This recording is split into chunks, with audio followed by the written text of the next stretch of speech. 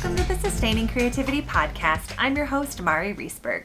Over the past several years, I've combined my degrees in acting and somatic psychology to share my sustaining creativity techniques with performers. And now I've decided to share it with a bigger audience that includes you. I believe we are all creative, and this podcast is all about that. I'll be interviewing people from all backgrounds, ages, and creativity experiences to share just how creative we all are. Today, I'll be chatting with Eddie Rice. He's a speechwriter, public speaking coach, and an author. Please enjoy Eddie Rice.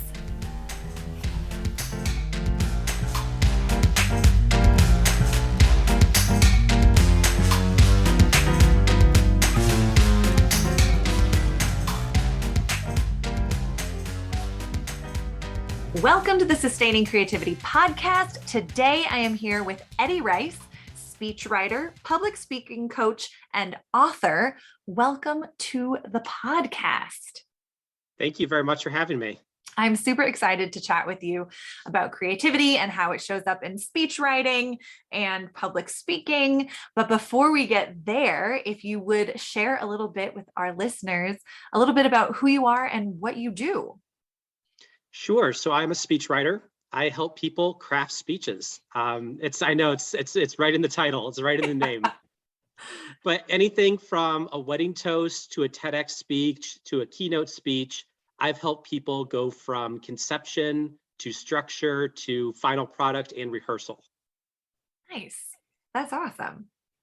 Thank you. Yeah, I guess I don't think of speechwriters as, I think of it more in like the political venue or avenue or career and less in the like wedding toast. But yes, people write wedding toasts.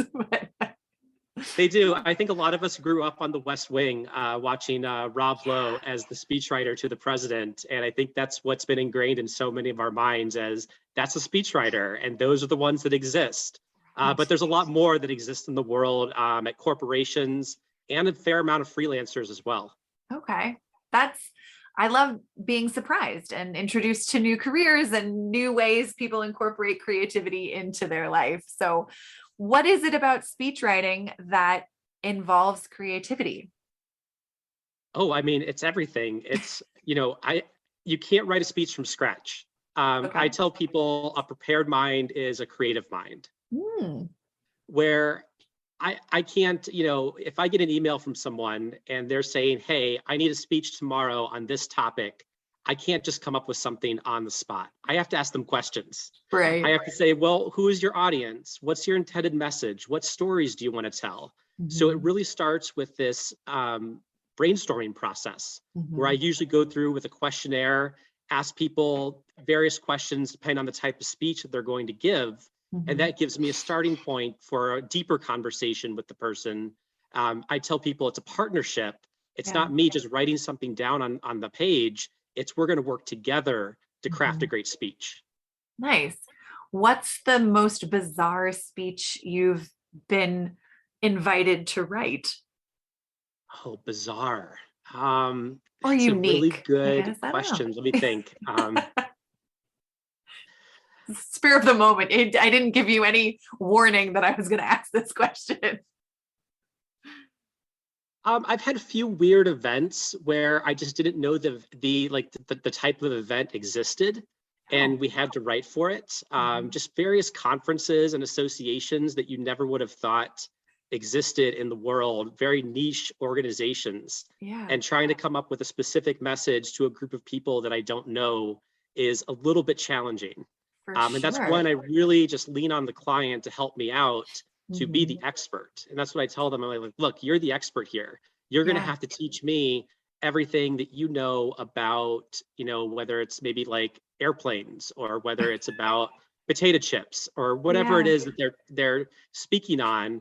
I have to help them out for that. Yeah. How did you get into speech writing? It seems like it's not something that you like major in college. So. No, not at all. But college did have something to do with it. I took this really great class called Rhetoric in Antiquity. And what we did is we studied the greats such as Aristotle and Cicero, compared what they were teaching to how people were giving modern speeches. Oh, And we pretty much came to the conclusion that public speaking has not changed in over 3,000 years. wow. Okay. So those same principles applied. I love that class tremendously. I also took part in an activity called mock trial, where it's Yeah. like Law and Order, but a competition Mm-hmm. between college students. And I just enjoyed that tremendously. I got to give speeches, got to respond on my feet, got to, pretend to be a lawyer for a little bit. Yeah. And that really sparked the love of speech writing. I Nice. didn't do that originally out of college. Instead, Mhm. I was an eighth grade science teacher. Oh, Did that for 5 years. And actually, then it helped me, though, learn how to take really complex topics and distill them down into super simple concepts for people to learn and understand. yeah, And it wasn't, absolutely. oh, go I ahead. love it. That's awesome. And so much creativity, it sounds like, shows up in all of the things that you do. But when you think about being creative or creativity, what does it mean to you to be creative? See here. I think it has to do with, as I said earlier, just coming prepared to work. I'm Mm-hmm. a big fan of outlining and being ready to work ahead of time. Mm-hmm. This is actually something I found when I was writing my book, where it took me 3 years to do it. I had this horrible, horrible junk draft that I did not like at all. And that's Uh-huh. what they tell you to do, is to get out the junk draft, Yeah. get out all of your bad ideas onto paper. But it Mm-hmm. wasn't until I stepped back and created an outline that everything started to fall into place. And once I forced myself to write to that outline, it got me back on track to where I could actually finish it in only a few months. Oh, So it wow. sped up the process just immensely. And I just wish I had done that from the beginning rather than flailed around with a draft, not knowing what I was doing whatsoever. Yeah. So it sounds like creativity has a lot of structure for you and has some boundaries, and that outline is what makes me think of that. Oh, it definitely does. It even goes back to when I write TEDx speeches. So I help people do this as well. Mm-hmm. And the person that I write them with, her name's Elena of Red Dot Stage. We go through 4 prep calls with a person before a single word is written. Wow. So we're going through their stories, we're going through their backgrounds, we're going through their point of view, all of their research. And that's even before we create an outline or do anything such as put together a draft for the person. Mm-hmm. So yeah, it's a lot of structure. It's a lot of foundation work Yeah. that the client never sees, but it's Right. incredibly important that it's actually done. Yeah. Do you find that because you are a speechwriter, you give more speeches? Not so much. I'm No. usually the person behind the curtain. Uh, and with COVID, it's really been hard to get out there and give speeches in front of large groups of people. I Right. used to do Toastmasters. I loved it tremendously. It was a Yeah. ton of fun. And I got a lot of public speaking experience. But then I Yeah. kind of switched gears to where I was writing for other people and letting them take the credit, take the limelight, and go Mhm. ahead and go out there and speak. But I have done, public speaking trainings for other people. Yeah. So that's one outlet that I've been able to do. Nice. And for someone looking to write their own speech, what are some tips that you would give someone who's like, I have to write a toast for something, or I have to write a speech and I don't know where to start? Sure. So I would say there's a lot of really good examples out there, depending on the type of speech that you wanted to give. Yeah. So if you are trying to give a wedding toast, you can just go to YouTube and Google wedding toasts, and you are going to find tons of like really good examples. Now you're going to find some pretty bad ones too. Right. Those will be under like wedding toast fails, where you'll find people that were a little bit too drunk and a little bit unprepared giving a Mhm. speech. But for the most part, the toasts out there are wonderful.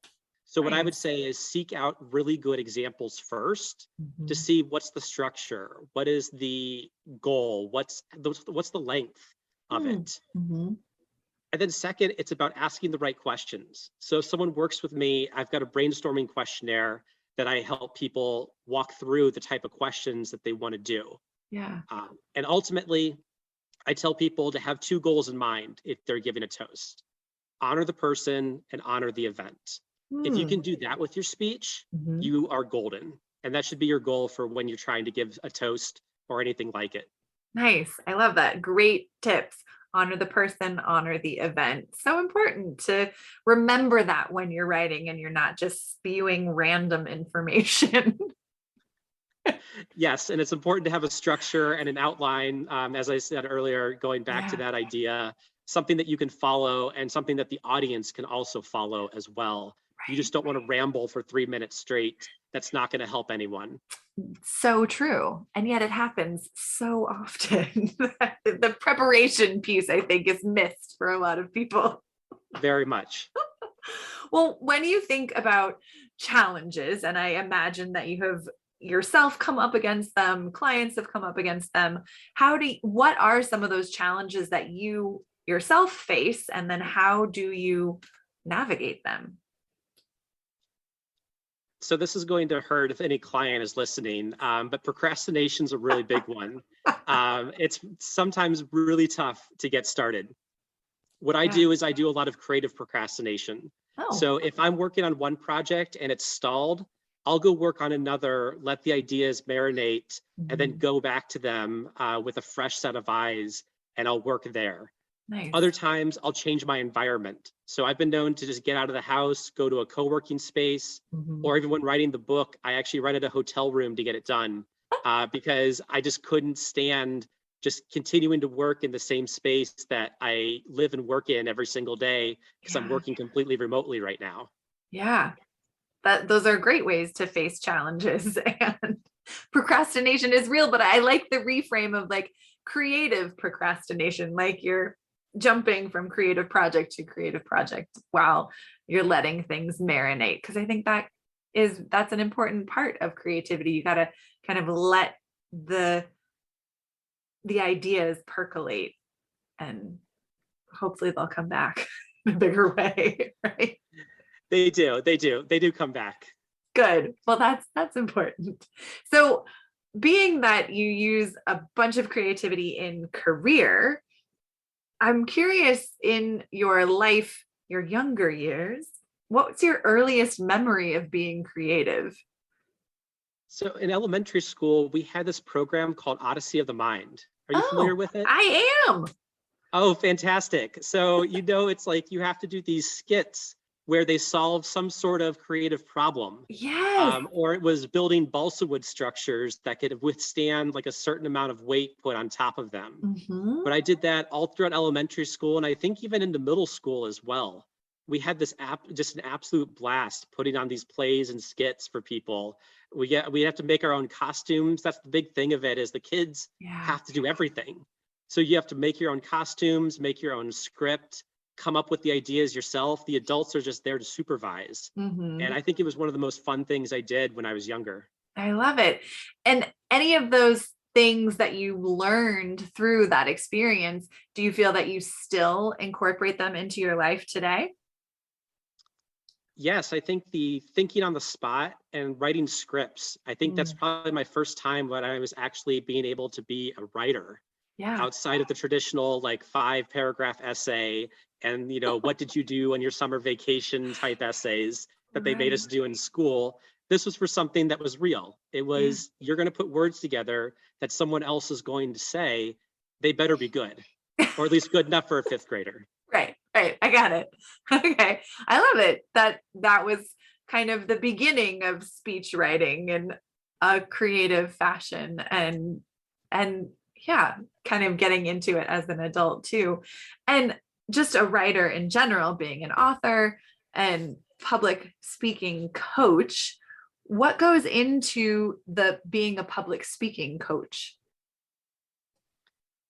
It's about meeting people where they are. Mhm. There's every person has certain strengths and certain areas of growth when they Mm, come to me. So I mhm. do a lot of interview coaching for people to help out with jobs. Yeah. That's a big area of mine that I like to help people out with.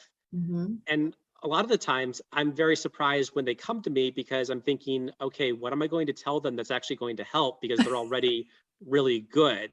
So Yeah. that's a big challenge when someone's already at the top of their game to help them out even more. Mhm. But other times it's the same things that I think plague us all, where it's confidence, a lot of self-confidence, Yeah. and then just wanting someone else to say, you know what, that was a really good answer, or that you could be more specific there. And Okay. just having that sounding board helps people tremendously. Yeah. Absolutely. It is. I appreciate having a sounding board and being able to ask questions or get feedback from someone that I trust or feel like has my best interest at heart. So that makes a lot of sense. In terms of creativity and, writing things for yourself and in your own life, who or what inspires you? So this might be not maybe any individual person out there truly. I mean, I've got a lot of inspirational people that do inspire me.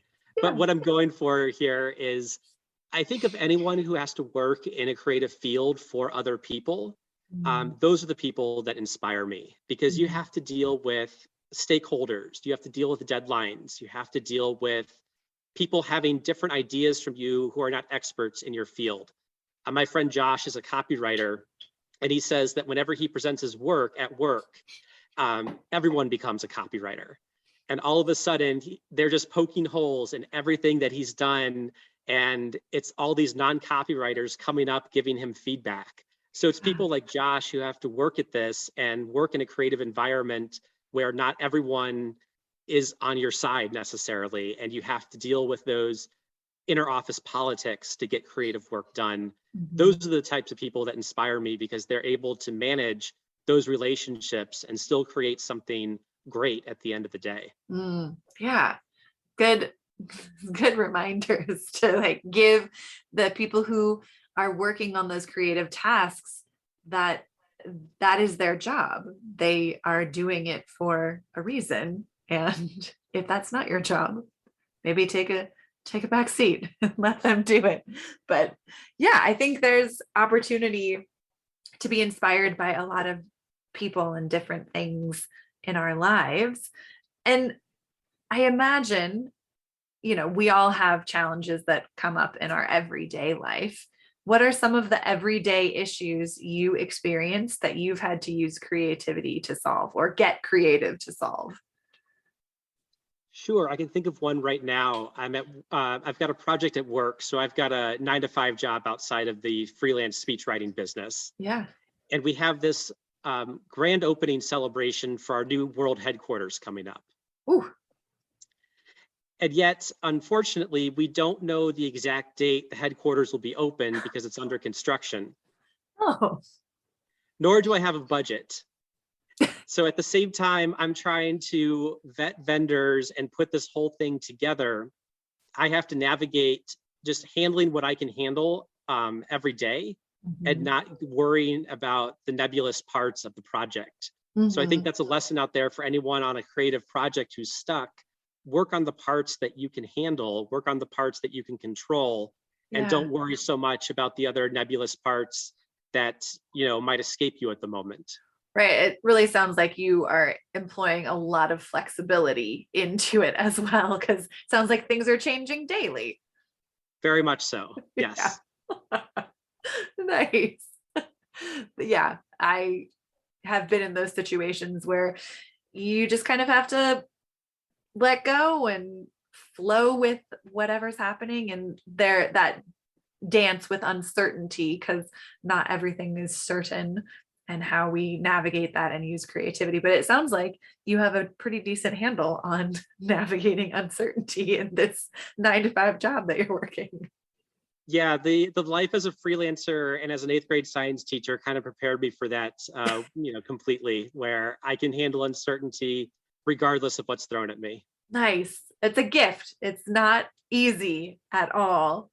When you come up or meet people who don't feel that they're creative and you're writing speeches for them or, coaching them in some capacity, how would you encourage them to find creativity in their lives?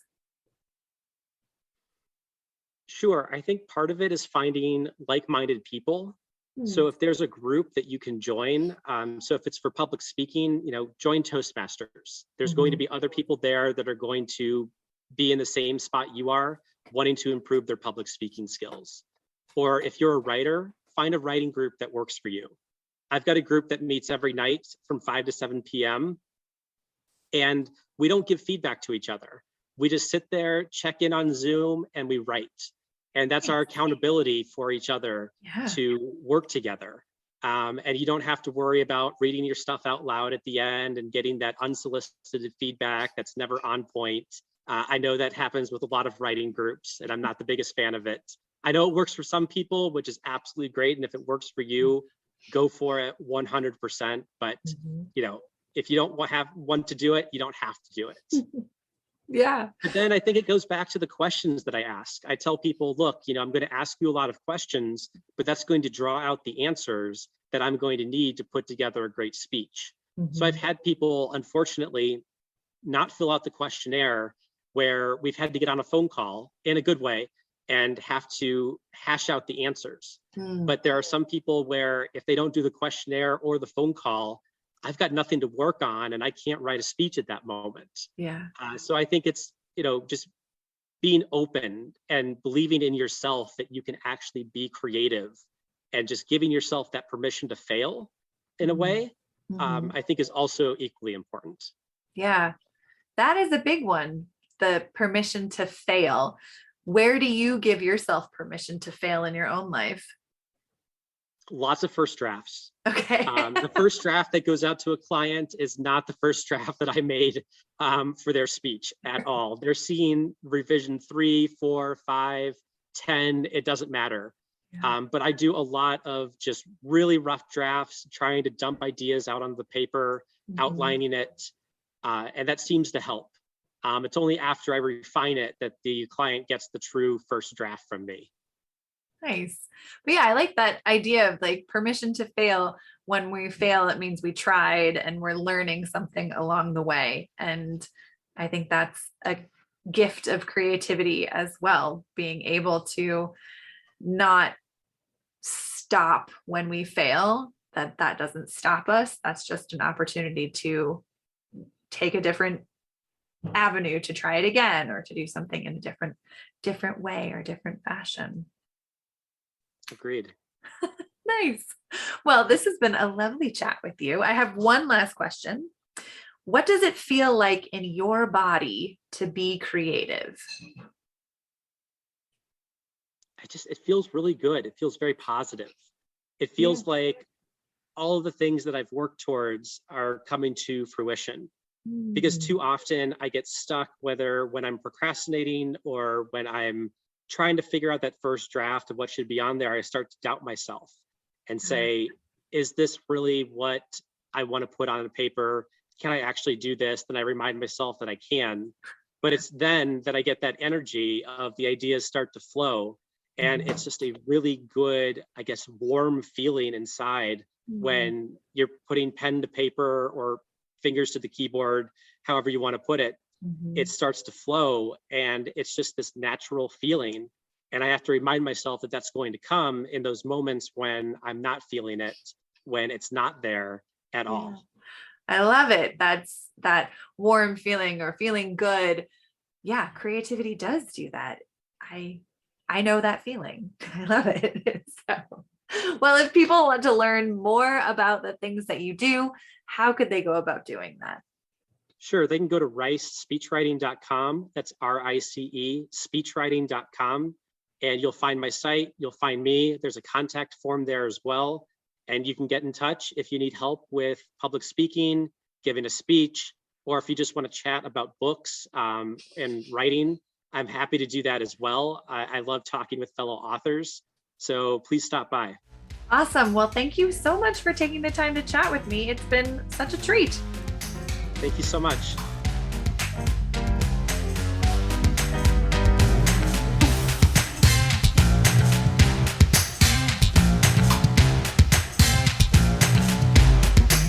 Thanks for listening to the Sustaining Creativity Podcast. We'd love to keep in touch, so follow us on Facebook and Instagram. We are at Sustaining Creativity.